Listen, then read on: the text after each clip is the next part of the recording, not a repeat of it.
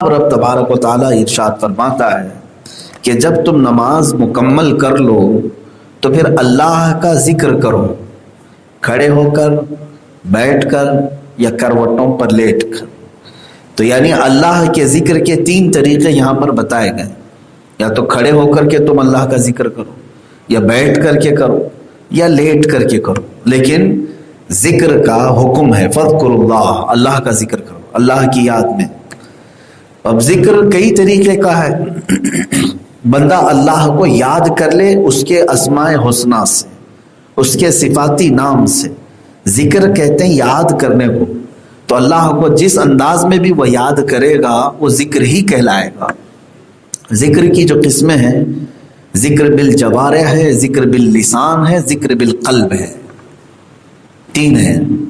ذکر باللسان جیسے زبان سے آپ کا کہنا اللہ اللہ، سبحان اللہ، الحمدللہ، اللہ اکبر، یا حی یا قیوم یا لطیف، یہ سب ذکر زبانی ہے، اس کو ذکر باللسان کہتے ہیں۔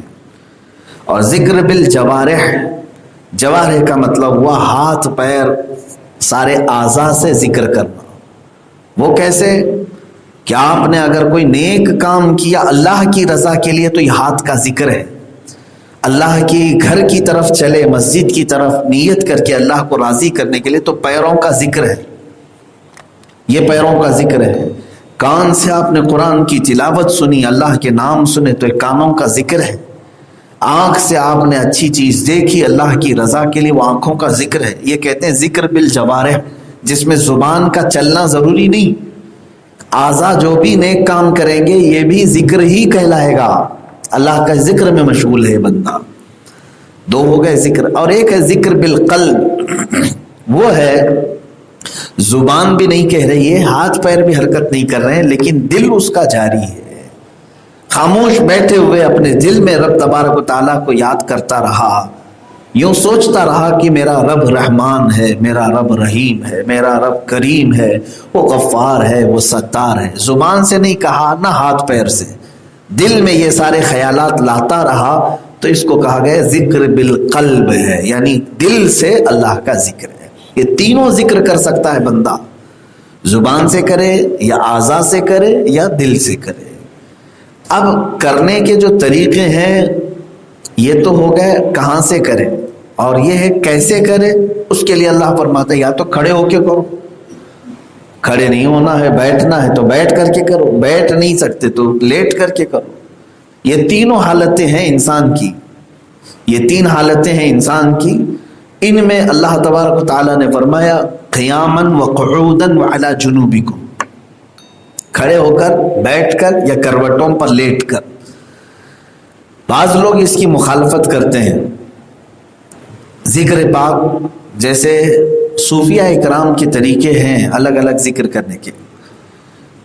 سعودی عرب میں وہاں کے جو جماعت اہل حدیث کے مولوی حضرات ہیں وہ اس طرح کے ذکر کو منع کرتے ہیں، جو کھڑے ہو کر کے اجتماعی طور پر کوئی کرے۔ اہل حدیث سلفی کہتے ہیں اس طرح کا ذکر نہیں کرنا ہے، کھڑے ہو کر کے ذکر، اس کے وہ مخالف ہیں۔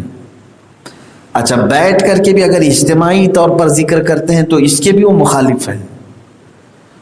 ان کا کہنا ہے کہ بس اکیلا آدمی کہیں پر بھی ذکر کرے، لیکن قرآن کے اعتبار سے اللہ تبارک و تعالیٰ نے یہ تینوں حالتیں بتائی۔ تم کھڑے ہو کر کے بھی کر سکتے ہو، بیٹھ کر کے بھی کر سکتے ہو، سو کے بھی کر سکتے ہو۔ اسی سے یہ بات بھی سمجھ میں آتی ہے، رسول پاک صلی اللہ تعالیٰ علیہ وسلم کی بارگاہ میں سلام پیش کرنا، سلام جب پیش کرتا ہے تو کیا کہتا ہے معلوم ہے؟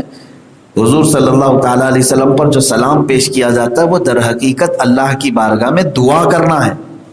ہم دعا کرتے ہیں، درود پڑھیں آپ، درود میں کیا ہے؟ اللہم صلی علی سیدنا محمد، اے اللہ ہمارے آقا محمد صلی اللہ علیہ وسلم پر رحمت نازل کر، درود بھیج۔ ہم تو یہ کیا کر رہے ہیں؟ دعا کر رہے ہیں۔ حضور پر جو درود ہے نا وہ در حقیقت دعا ہے اللہ سے، ہم اللہ سے کہہ رہے ہیں کہ اے اللہ تو رحمت نازل فرما۔ الدعاء هو الذکر، اور فرمایا گیا دعا ہی یہ ذکر ہے۔ اس کا مطلب ہوا درود پڑھنا بھی کیا ہوا؟ ذکر ہے. درود بھی کیا ہے؟ ذکر ہے.